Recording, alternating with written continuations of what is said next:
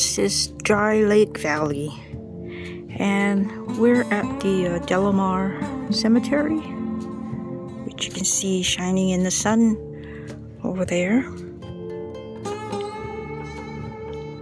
Beautiful, isn't it? What a place to rest your bones. And the Delamar Ghost Town, from what I understand, continues up that rough road. And about in half hour ago, this man came walking down that road, so we knew something was wrong.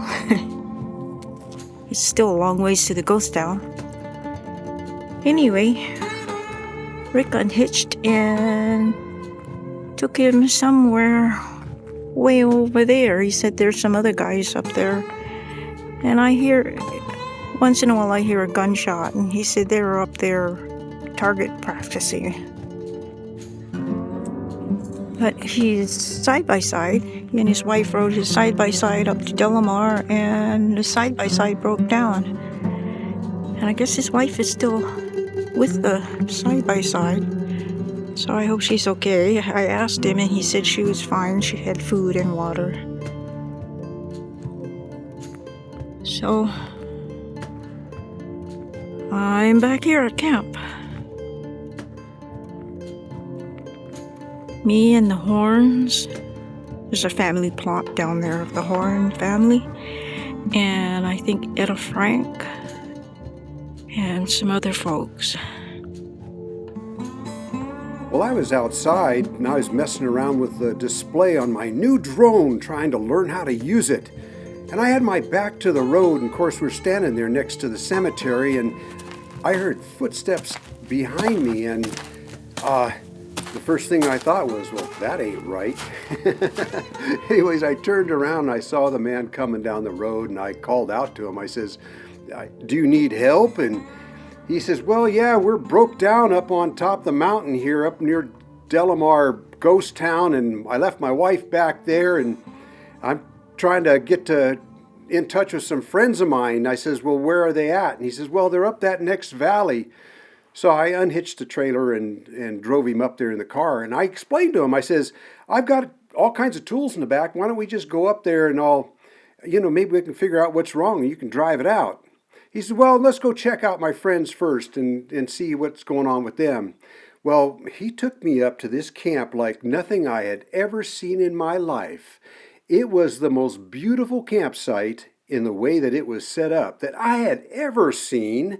And he introduced me to Dan and Lloyd. Their hobby is like 1920s, 1930s camping. That's their entire focus. So can you imagine what kind of camp you would set up if your hobby was the camp itself done to a specific era? They even had a firing range set up, but all their equipment was pretty heavy because it was from that time period. It was cool, but I could see why that fella wanted to go back there to see those guys, because they really looked like they could handle. And all the tools that those guys had, yeah, I would want them to help me too. That was like choosing me, Clark Kent, or choosing them, Superman. Exactly. Well, I dropped him off there and I headed back to our camp, and not too long after, this tow truck pulls up. And let me tell you, we're out in the middle of nowhere. So it turns out that the wife up on top of the hill had managed to get a cell call out, and she called a tow truck.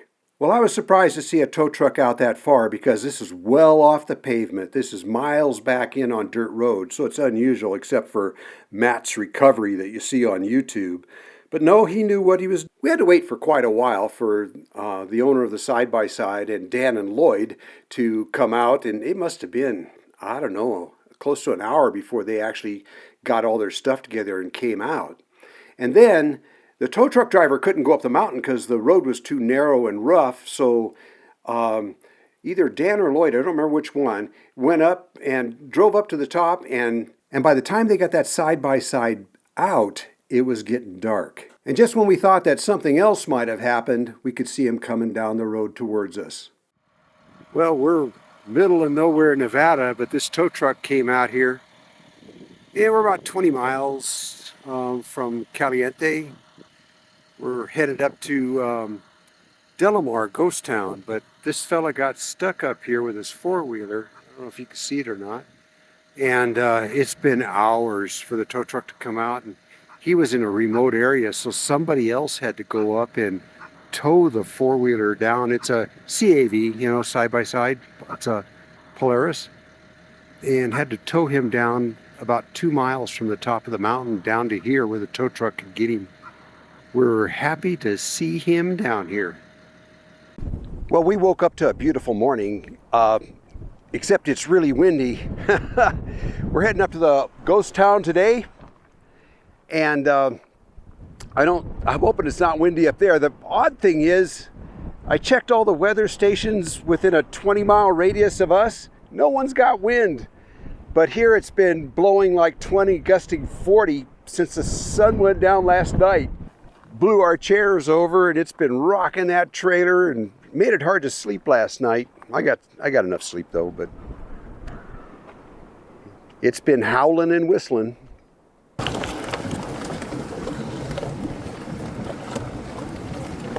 There's a big building right here.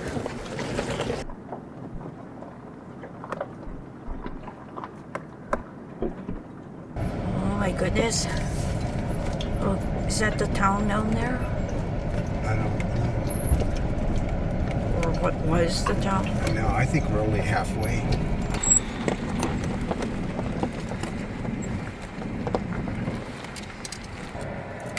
I see something over there. Yeah, I see ruins going down in front of us too. Thank goodness, maybe we're there. Oh. Bottomed out there. Whose idea was this anyway? Oh, it was Ken, the guy we met at BLM. We blame it on Ken. Not fair. No, we knew we were coming up here. Yeah. Still, this is bad. Actually, Ken gave us the right advice. He said to camp at the cemetery, Yeah. unhitch and take your vehicle in. Yep. Okay, I don't think you need, so far you don't need four-wheel drive, but you definitely need high ground clearance to get in here. Oh, boy. A mule would be better. This is where the tow truck driver said, "Do you want to come up here?" Because all he had to do is lose one wheel over this edge. Oh, yeah. And he was done for.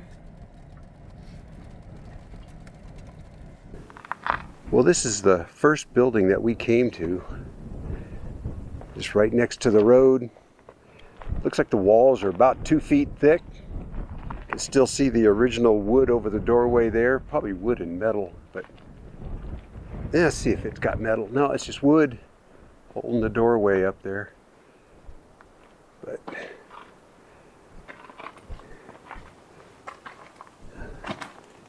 inside looks to be about maybe 16 feet square or so. Here's the remains of the chimney. Probably had the stove in the very back there. Don't know what it was. No idea.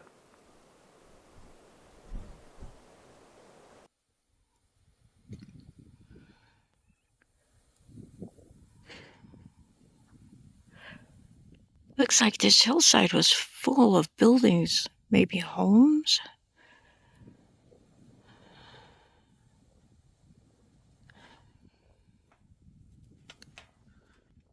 There's Rick over there. Gonna start up that Cadillac.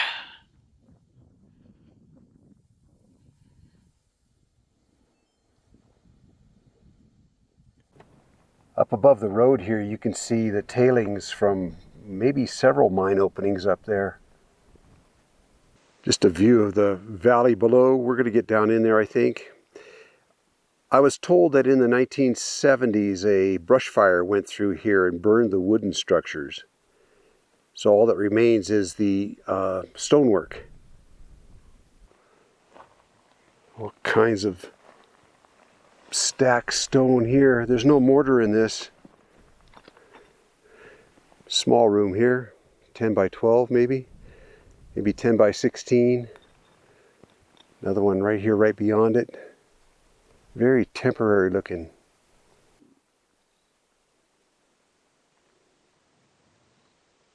And there's the remains of buildings all over the place, up above, going into the distance out here in front of us.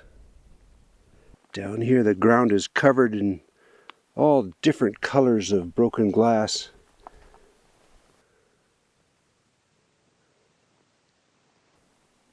Very narrow car seat spring.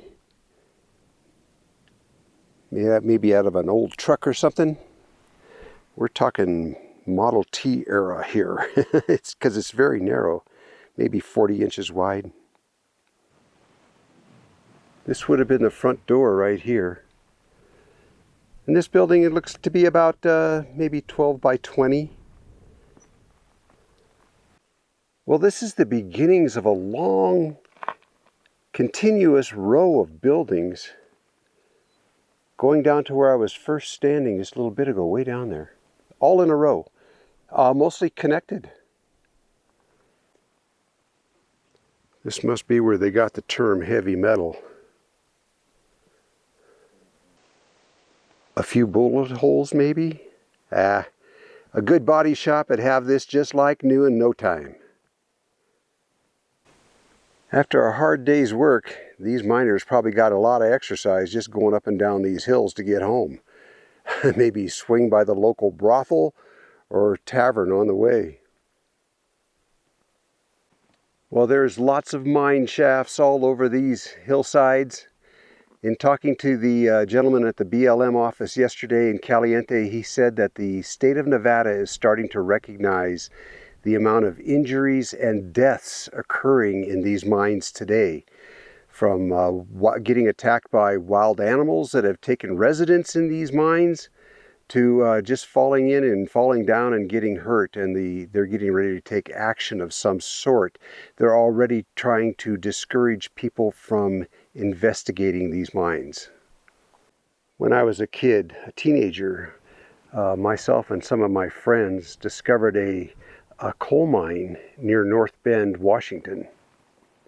We were young and dumb. We went and got 200 feet of rope, and we went down in that mine shaft and got out. Luckily, it was pretty interesting down in there. It wasn't a shaft.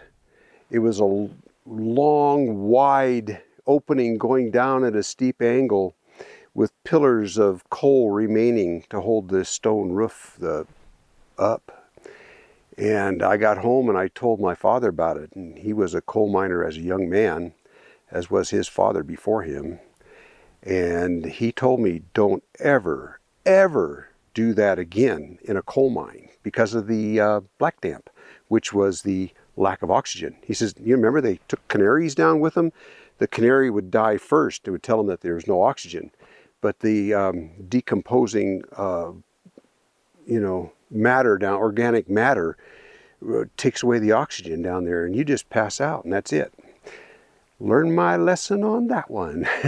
God was watching out for me that day, and my friends too.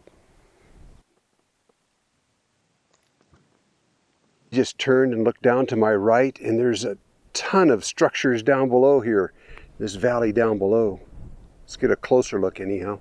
Begins right here with these pits in the ground. My goodness. Look at this.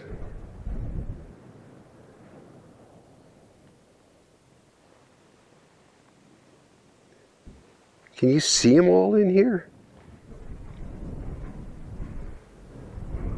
Must have been a regular city here at one point, and they go all the way down over into there.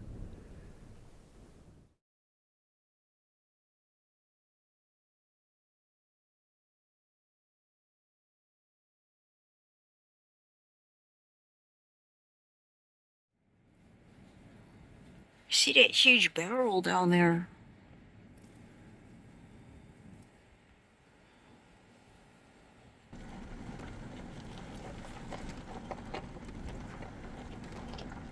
Oh, all those timbers and stuff, huh? Yeah.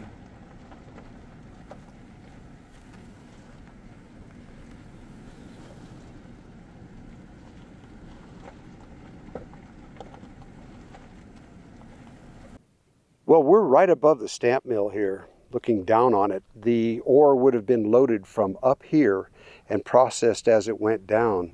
And what the miners died from back then was silica dust from the mines, and we don't know for sure, but we think this out here is all silica tailings from the mine.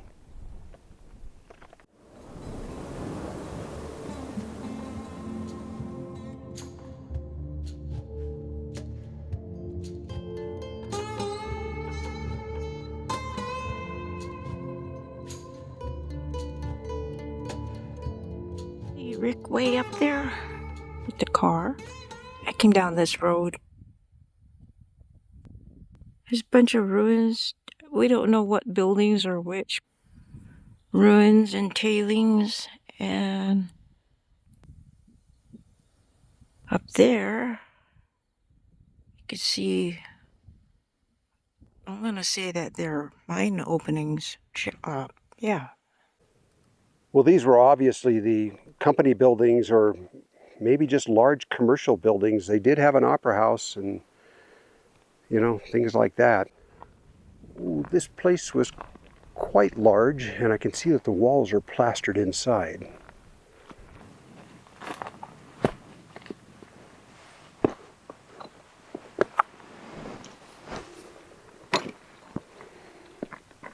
This was a long, narrow building. Looks like it was maybe 2 stories. And there's another one on the right side. Maybe 1 business, maybe 2. Okay, I see what it was. This was a building, then space in between, and then another building.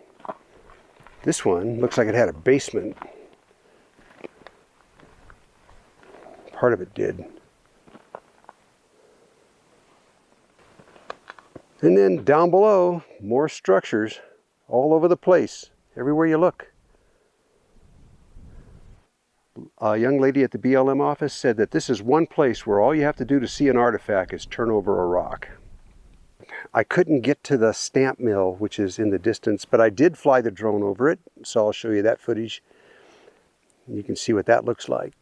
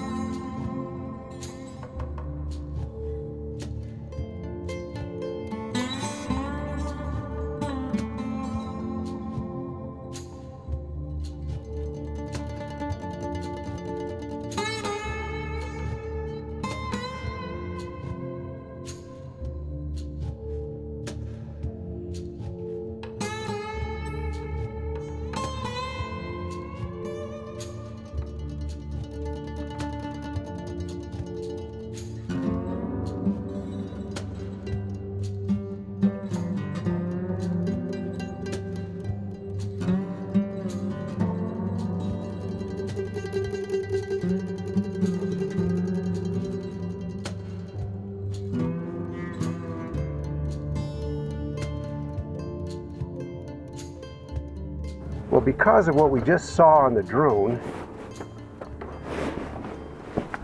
we're going to try this road. Because there were some pretty interesting buildings up here.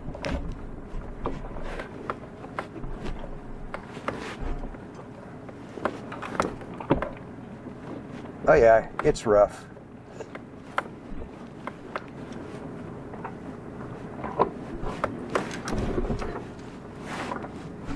What do you think, Linda?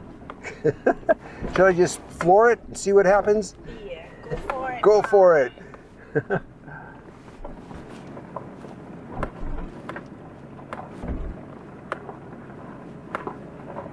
This must be the motel. I'm just thinking, that looks like a motel to me. Days gone by. Late 1800s, early 1900s. barely a motel because we didn't get cars until a lot later than that. Oh. Judging by the tracks on the ground, you can see some ATV tracks and tires, a truck turning around, because that's not ours. But this is where they were last night, where they were stranded, and where they got rescued from. So this is the spot. You just saw the road that we came up, and that whole hill coming up from where we're camped.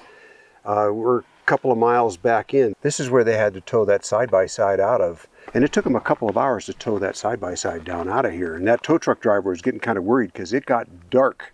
It was dark before they got back. And he was concerned about it. But, you know, if this would have been the city or something, I know that tow truck driver would have showed up, and if you weren't there ready to go, he'd have been out of here. But that guy waited for, what was it, Linda, about 2 hours? 2 hours, over 2 hours, actually. Over 2 hours he waited for them to tow that side-by-side back down to where he could haul it back to Caliente. And he knew he couldn't drive his long, wide tow truck up here. His name was Bert, the tow truck driver. Thank you, Bert, for getting those people out. Good guy. And the other two fellas, that was Dan and Lloyd, that were in that beautiful 1930s era campsite. That's their hobby. They're the ones that did all the work. What's this funny building? This must have been a really tall structure to have a base like this on it. Isn't that something?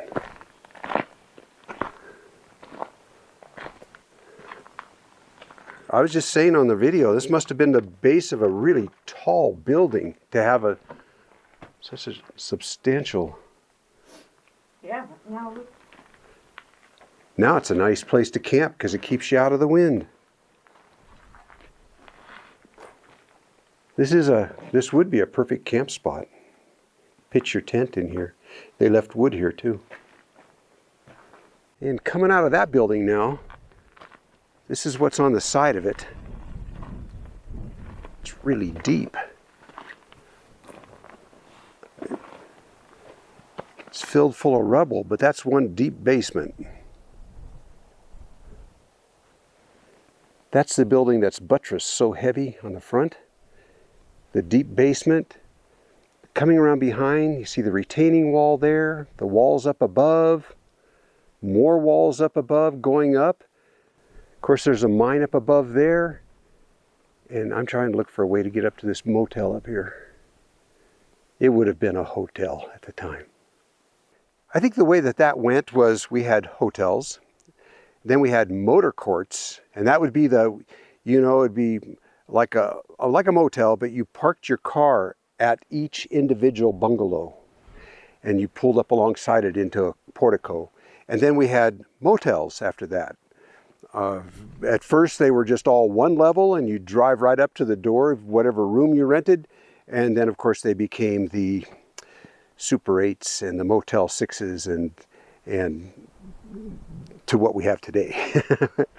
Right now we're just trying to figure out how you actually got into the hotel here. It must have been from back up in here somewhere, not from the way we just came up.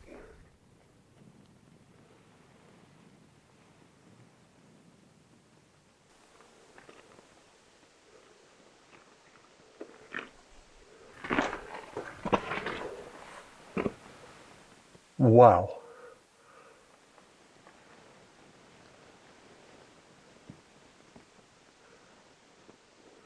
Looks like the main entrance was over there, huh? So are we standing in the basement? We're definitely standing on the lower floor for sure. This could have been, I don't know. Because there's plaster up there and none down here. Definitely like a basement, right? Yeah. On the right here is the door we just came in. Now we're going to go up to the upper section here. Shall we take the escalator? After you. Okay. Okay. This is higher than my leg is long. Well, we just came from the lower section down there, and now we're in the middle room. It looks like there's 3 rooms here. Not quite sure what the upstairs was like here.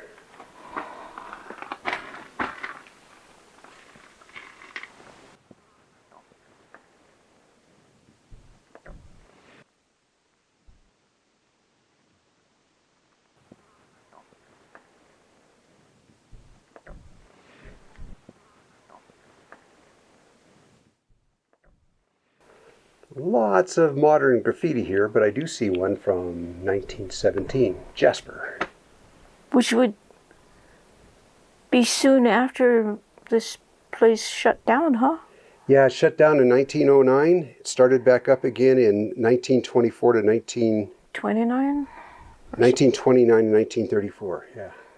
Okay, we're going out the door on the end here, because I was wondering, how did they get to this building? Because we came up the steep embankment, but they came in from here. This was the front entrance right here.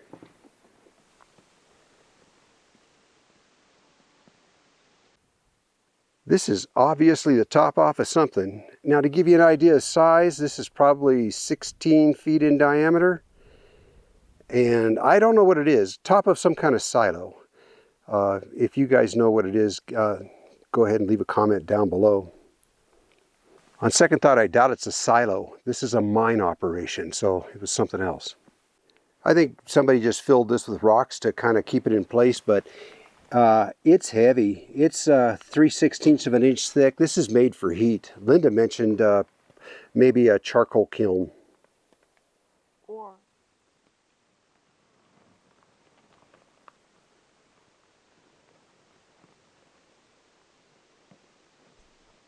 Well, I'm just following the road here that led up to the hotel, and it's such a beautiful valley up beyond, but you can bet there's more mining. The road continues on up. I'm not going to take it, but you can bet there was more going on up there. So Delamar bought this area for $150,000 in 1893, which was big money. That was really big money. And then he reported taking out $8.5 million worth of gold. And then he sold it, most likely for a lot more than what he paid for it. Oh, yeah. So a lot of profit there. But the rumor is that he took out a lot more than $8.5 million worth of gold from here.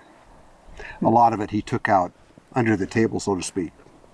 Well, we've shown you all we can here, but an operation like this takes a hard toll on people. And this town has 2 cemeteries. One is beyond the town where we can't reach. It's somewhere out in the hills here, one way or the other. The other one is right down where we're camped. Yeah. And we're camped at the cemetery. We did okay last night. Yep. We want to take you through it though.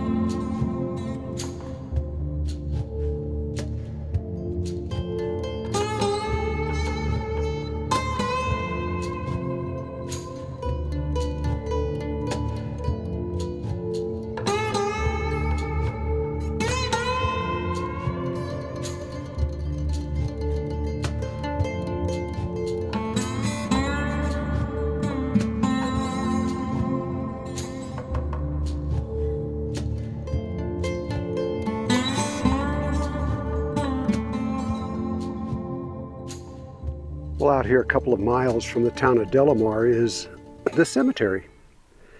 And these are some pretty old graves in here, and they all date back. Most of them date back to the operation of the mine itself during that time period. And there's a few in here, I've been told, that are later.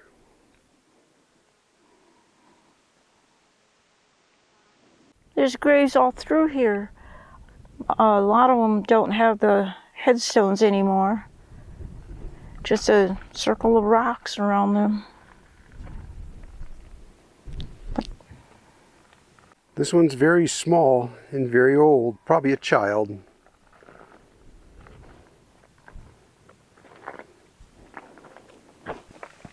This one says Etta E. Frank, 1873 to 1896. A very young lady.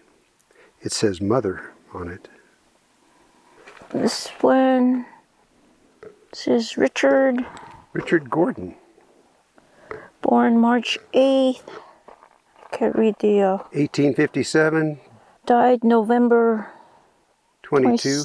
1907. You must have the reflection working against you over there, huh? Yeah, I see the rocks over there. Oh, I see, yeah. One bit of disgusting information that we got yesterday from one of our viewers is he said that sometime in the past, someone came in here and pried off all of the brass or bronze placards off the gravestones just to sell it for scrap or something. Isn't that disgusting? Cyrus A. Horn, 1859 to 1929. This is a really old marble one. Fred A. Horn. This is the Horn family in this enclosure. And can't help but think of Tom Horn. Anyways, 1893 to 1912. Another, just a very young person, young miner, you know. And then some of the headstones are missing, pried off of there.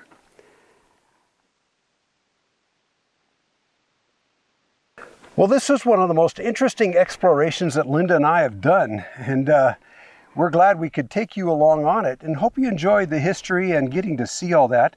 You can make it up into Delamar yourself. Bring supplies just in case you break a CD joint or something, you know. And four-wheel drive, high clearance.